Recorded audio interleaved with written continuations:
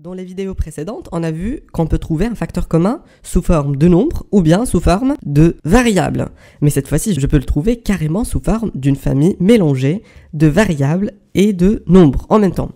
En l'occurrence ici, je trouve que 4 fois x plus 2 plus a fois x plus 2. Je vois que le facteur commun entre les deux termes de cette opération, c'est x plus 2. Ce qui fait que je vais le mettre en facteur.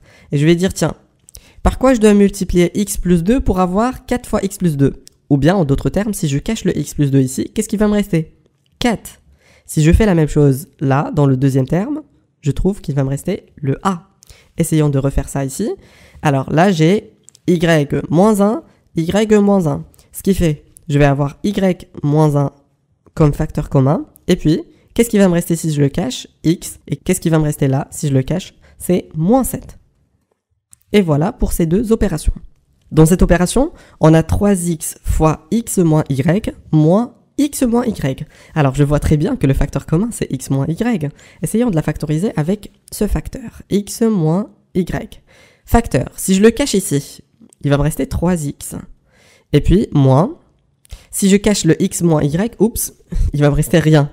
Je vais avoir rien. Est-ce que je vais rien écrire ici ? Non, si j'écris rien, c'est faux. Je dois écrire 1. Alors, je vais vous dire pourquoi. On a dit au préalable, si on développe cette expression, on doit retrouver notre expression originale. Alors, x moins y fois 3x, ça me donne bel et bien 3x fois x moins y. Et puis, x moins y fois moins 1 va me donner très bien le moins x moins y. Très bien. Donc, si je cache mon facteur commun, il ne me reste rien, je dois le remplacer par 1. Alors, allons-y, essayons de faire la deuxième. On a 4x au carré, facteur de x moins 1, et puis plus x moins 1. Et voilà, c'est ça le facteur commun. C'est comme si j'ai des parenthèses ici. Très bien.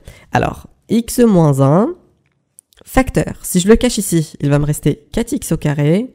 Et si je le cache dans la deuxième partie, il va me rester rien. Donc, je remplace par 1.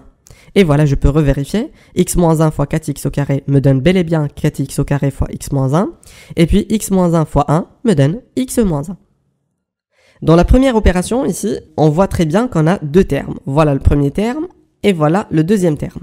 Je vois qu'ici, j'ai un facteur commun qui est le x plus 2 entre les deux. X plus 2 facteur de x plus 3 plus x plus 2 facteur de x plus 5. Donc x plus 2, c'est le facteur commun. Donc je l'écris ici, x plus 2 facteur. Je dis tiens, qu'est-ce qui va me rester si je cache le x plus 2 ? Il va me rester x plus 3 dans le premier terme. Plus. Si je cache le x plus 2 ici, il va me rester x plus 5. Alors, très bien. J'enlève les parenthèses. Pourquoi ? Parce que toujours, ils sont précédés par un plus. Donc, c'est pas grave si je les supprime. X plus 3 plus x plus 5. Et puis, je simplifie. Je range chaque famille toute seule.